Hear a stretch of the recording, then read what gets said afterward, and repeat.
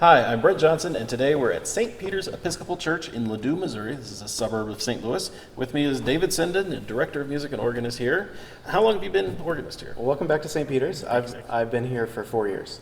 4 years. And we did come here a few years ago, and we made a short video with your predecessor, Bill Aiken, who was here when this organ was put in, and he talked a little bit about the story of that instrument. If you want to see it, there's a video link up here in the corner. You can go check that out, and it's down in the description. But it was just a pretty cursory look at the organ. And so today, this instrument, tell me about the organ. This is a Mander organ from London. It's 56 ranks spread over 3 manuals and pedal. Okay, from 2001. 2001. It was installed. Installed in the fall, late summer, early fall of 2001. And it's in 2 cases on the either side of the chancel here, which is kind of an interesting situation. Right, and everything's mechanically connected. Everything's mechanical. Yeah. So we have trackers running under the floor, I guess. Right. And I know Mander has a great write-up of this organ when it was installed. It talks about some of the changes that were made to make the room more acoustically favorable to the situation. So there'll be a link to that down in the description. But I'd like to hear a little bit of it. Great.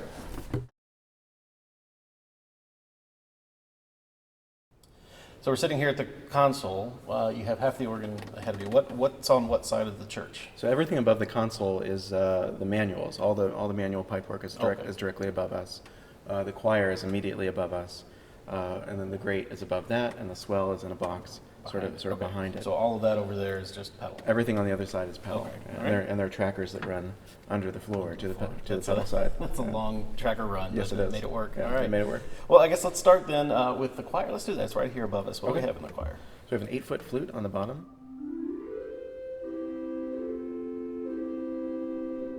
And you can tell that really speaks out into the room, being right here above your head. It does. It's I think partially in the facade, and it's very clear. Now, how much of an issue is it with it being right over your head? I mean, do you get a good idea of the blend of those 3 divisions? Actually, yeah, everything comes together fairly well here at the console. Okay, so it is just right here. You're not buried underneath it. Right. All right. Well, up from there, then what do we have after the chimney flute? We have a 4-foot principal above that, and a 4-foot koppel flute. Clear and bright. We have a 2-foot flute, a recorder,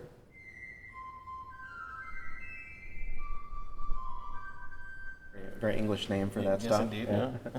And the 2-foot principal is called the 15th.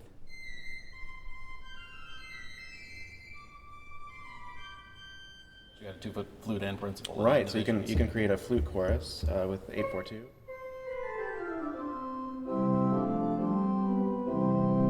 And a principal chorus, if you sort of use the flute on the bottom, you have 8/4-2.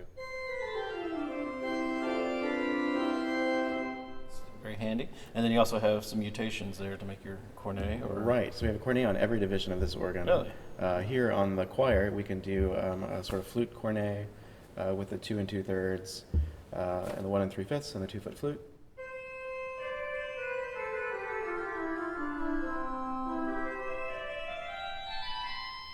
And you can swap that out since it's composed. You can add the principal in if you'd rather. And you could even add in the 2-foot 15th, make it sort of very principal forward. A lot of cornet options on that. That's that big and division. bright too, Yes, so that makes a good solo stop sound in there. Sure. And then we even have a mixture to add on top of that principal. Right. So if we keep those principals on and add the mixture.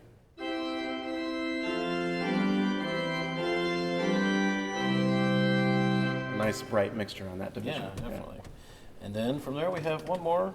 Yeah, there's a nice color reed stop here, the crumhorn.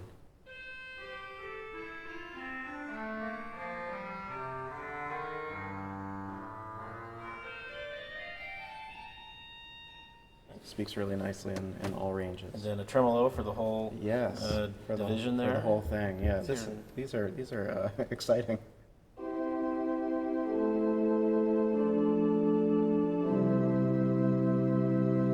The deep drum there. That's but right. Nice. That's right. The literature on the organ says they're Dom Beto style tremulants. Okay, yeah. Whatever that means. I don't know. I've seen those before, but It means they're pretty wide. Very good. So that's our choir organ. That's all right here. Right. And then you said the grate is actually above it. Right. So it's up in that upper realm. It is. Here's the 8-foot principal.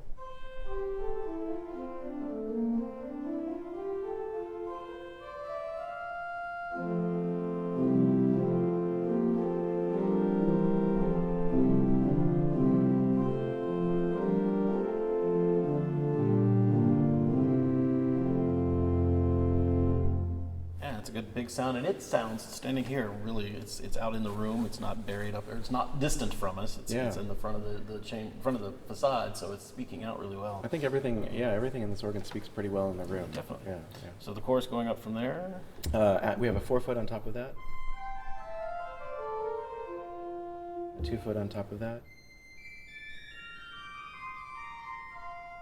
Together.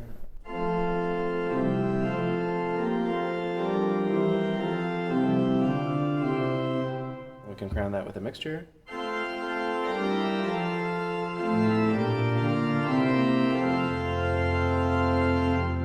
It's a 4-ink mixture that adds a lot of brightness to it. It does. That's a nice big clear chorus. Yeah, it's a big mixture. But then you've got other sounds in there that you can use too. Sure. So the double diapason on the bottom is that sort of a quinty kind of sound.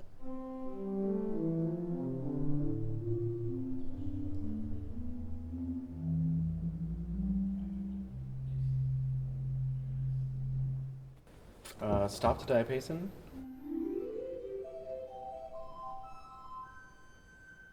And there's a gamba also, a string.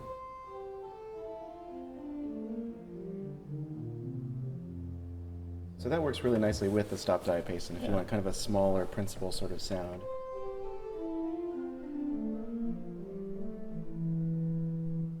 There's also a 4-foot flute, open flute.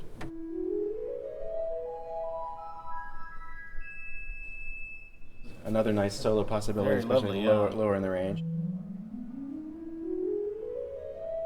It's not harmonic, but it is nice and open. Yeah. And then we have, as you said, a cornet in every division, a 3-rank mounted cornet. Right. And this one's just on or off. Is this just the upper voices, and then you have to have the 8 and 4? Exactly. So this is the 1 3/5, the 2 2/3, and the 2-foot. I see. In the mounted cornet, and so you need to add on some kind of 8 and probably a 4 to round it up.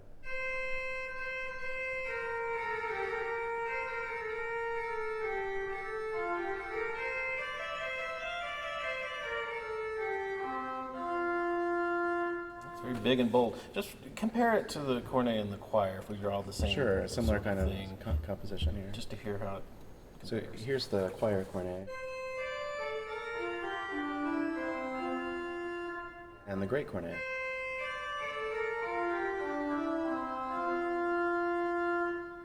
Yeah, it's fascinating to have those contrasting cornets that are available. Right. They're both very bright, but different volume levels and different sort of timbres of those compositions. Very Right. good. And then where do we go from there? Now we have a wonderful trumpet, which is not working this Trumpet's morning. not working this morning, unfortunately. Just it's camera shy, I'm afraid. Yeah, all right. We'll maybe have to go up and see if we can So- coerce it into play. Very good. Maybe. So the 4-foot version of the trumpet is the clarion.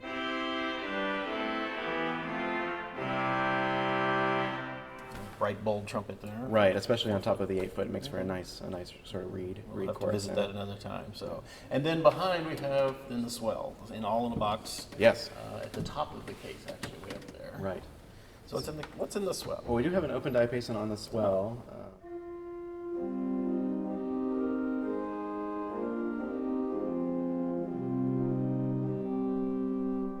And an 8-foot gedeckt.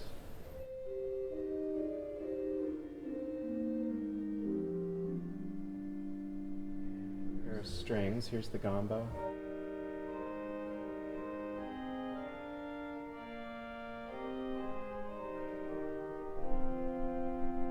Adding the celeste.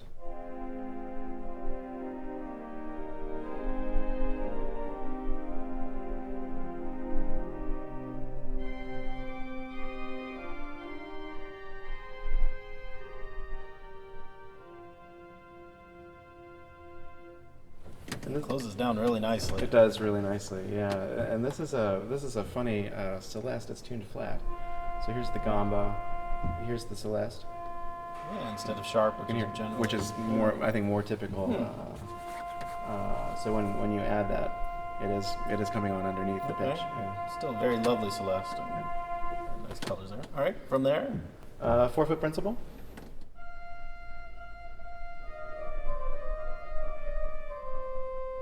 Four-foot flute.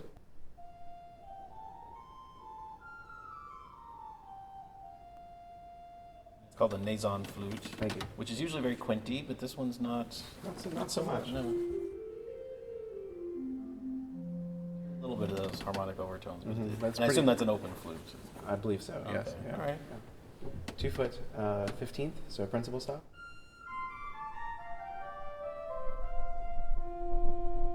So what does our principal chorus then sound like? On the 8, swell, 4, 2, yeah.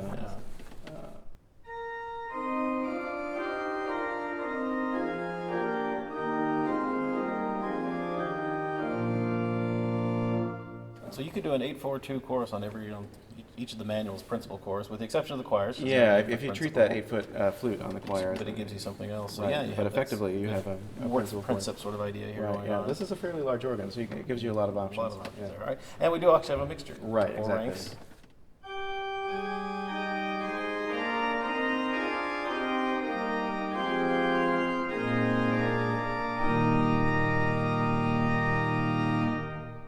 Very bright, caps the chorus very well. It gives you a big chorus, but of course you can close it all down. Right, exactly. If you need to make it a little softer. So that's Exactly. very handy. Yeah.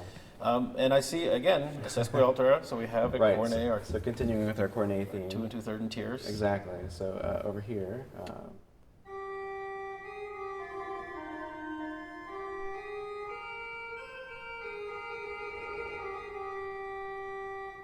Yeah, very bright, nasally cornet, exactly what you want. The 2 foot principal could be added into that.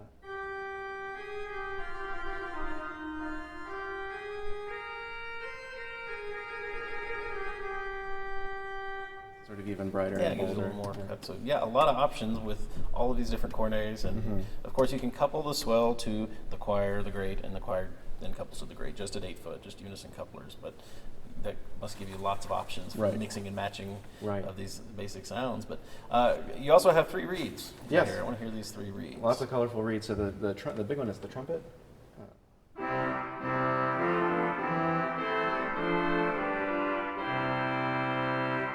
Harmonic trumpet, it's called. Oboe.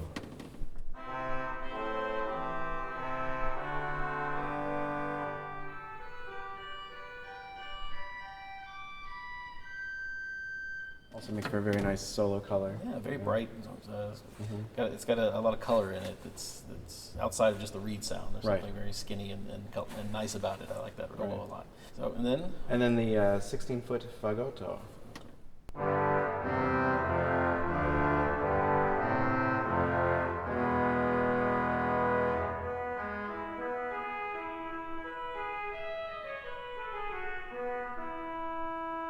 That's a really nice color up high. And it shares a lot of the dark warmth of that harmonic trumpet, so it's not bright and not angry. It's very Right. warm and colorful Right. and useful there. Yeah. So how does the 16 and 8 sound together? Just for Well, if you so, Or- do you want to hear those two together? yeah, just the 2 trumpets. Okay.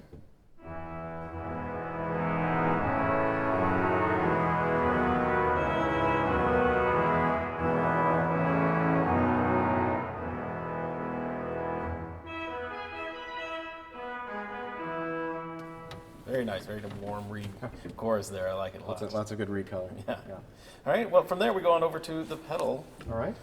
You have, I should say, in these cases, not 1 but 2 real 32s in here. That's right. Yeah. So that was amazing they managed to make that fit. Exactly. For a parish church this size, it's not necessarily expected. So the first one is the 32-foot sub bass, which is actually a unit with the 16-foot Borden, so that comes all the way down. Like, let's hear the 16 and then go down into the 32. Sure.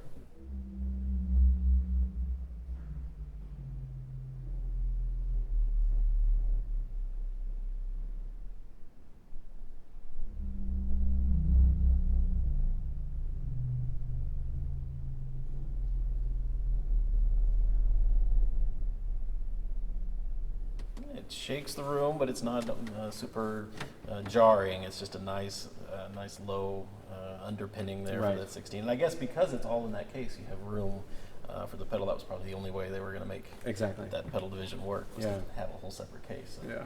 All right, and then we also have a 16-foot diapason, which that's in the facade, correct? I believe so. Yeah. Yes.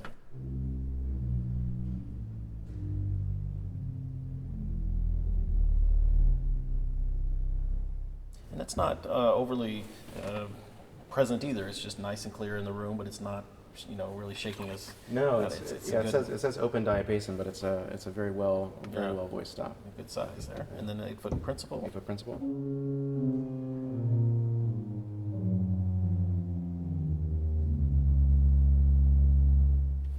4-foot octave in the pedal.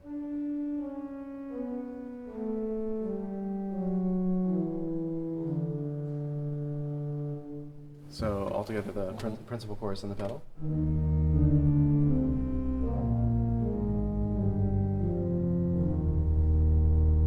You still have a 4-rank mixture you can put on Exactly, top of that. right, like the other divisions.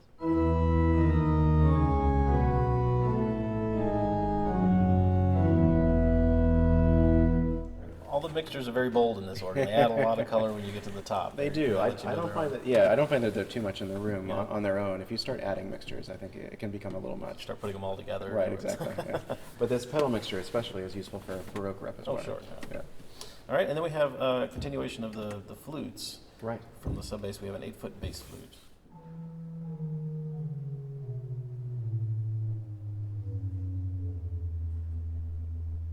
And a 4-foot choral flute.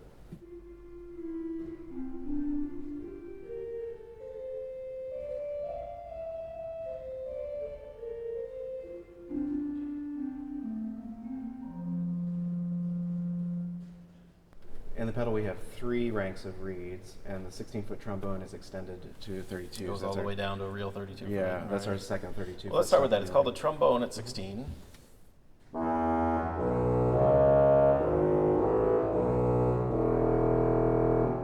Continues down into a bombard.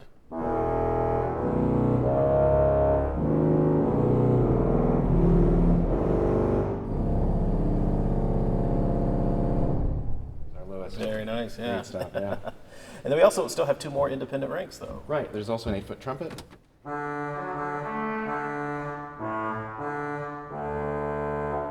And a 4-foot clarion.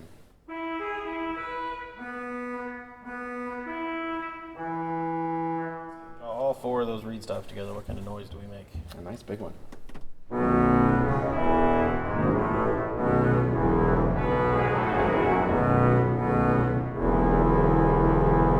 I like it, very nice.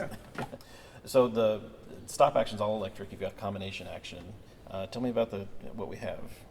We've got 8 general pistons over here. And they're all kind of over there. This is not an American organ. This is English, so the pistons look a little different from what most American organists would be familiar with.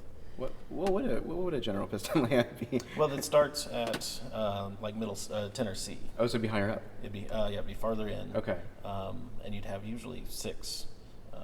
Rather than 8. Yeah. Yeah. And then Because these are all the way over to the side. Yeah, they just start a lot lower than Okay. there. And then the divisionals look about right. Their spacing is a little strange, but I guess for an English organ, that's how they would. well, would yeah, do the it. English organists Yeah. tend to like their divisionals or departmentals, as Right, they would call them, departmentals, right. more than most American organists are Right. used to. And as you know, we're seeing more and more just piston sequencers. The Right. divisionals and generals are even starting to go away. So. Yeah, no sequencer on this organ. They have to do everything, even though it's on a piston, it's still by hand.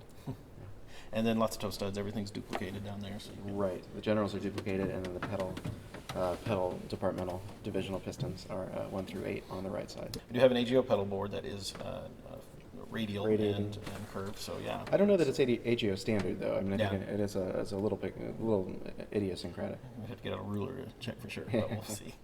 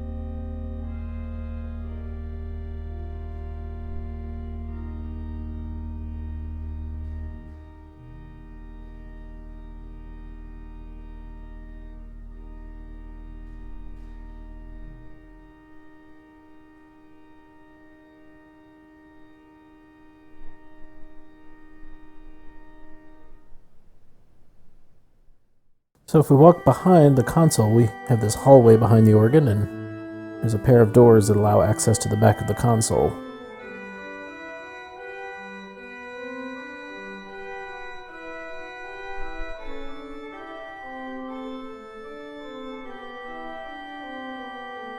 And once we're in here, we can see the backs of the keyboards, the coupler action, and there's trackers running up to the swell and grate.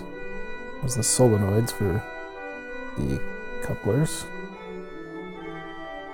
You can see them moving there when activated by a draw knob.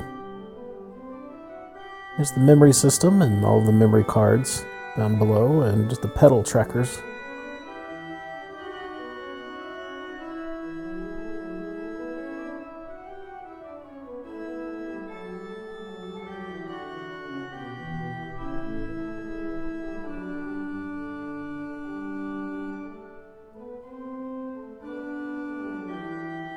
To get up into the grate, we go up through this panel, and once we're up there, there's a door, and we're in the chamber. We see the grate pipes right in front of us. It's a very cozy, tight fit in here.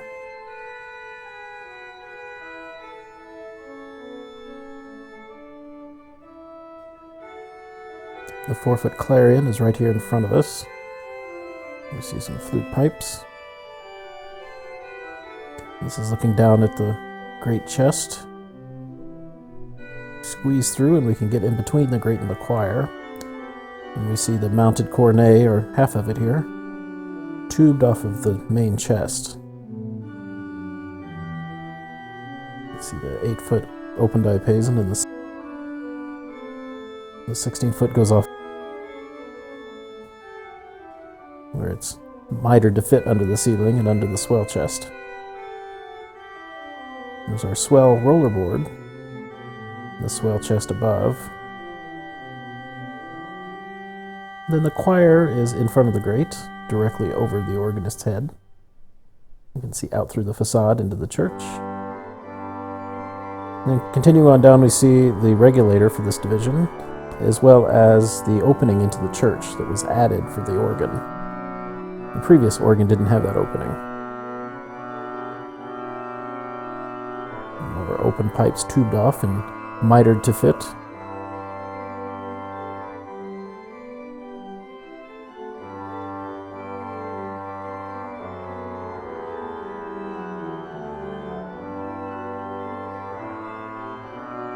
There's our choir pipes. And peeking under the choir, we can see where the trackers come up from the console and out through the facade to the other side.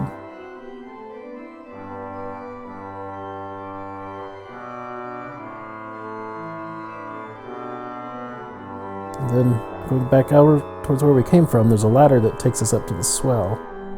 However, in an inconvenient little situation, there are actually pipes in front of the door that allows you access to the swell. There's 2 reed pipes there that have to be removed before you can open the swell door all the way, so I was not in the mood to remove pipes or retune pipes this day, so we just get a little bit of a peek through the swell door.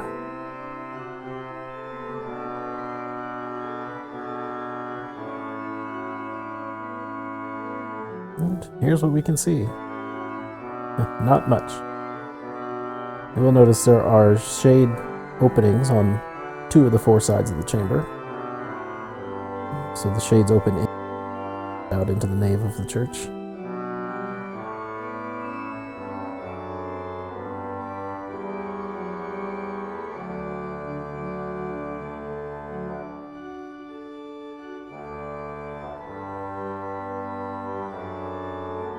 Now we're back down in the grate.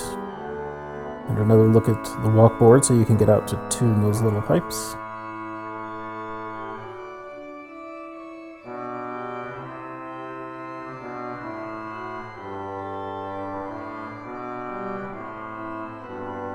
The walkboard I'm standing on has a hatch so you can get down underneath. We open it up, we can see there's not much room. Suppose you could get down there if you really needed to.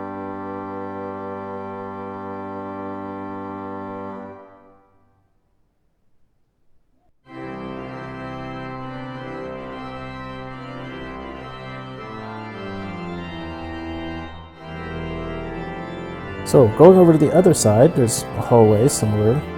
And over here, all we see is a case that holds the trackers for the pedal. They go under the chancel and up through this little case. To get up into the chamber itself, you have to go up this ladder and get another panel. So up we go. And once we're up there, we see pedal pipes right in front of us. The Borden, and then their 16-foot open diapason is right here on the floor as well. Move up to the chest, you can see how the Borden pipes have been mitered to match the profile of the roof. So we have our reed pipes right in front of us. All on this big main pedal chest with the regulator underneath. So up on the chest we can reach all of the pipes and see out through the facade.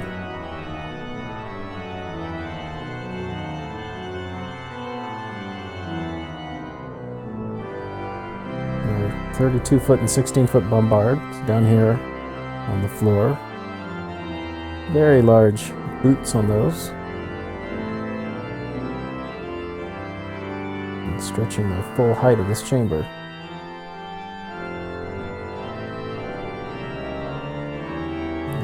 Now we're back on the main pedal chest. You see our pedal mixture, the 4 ranks there.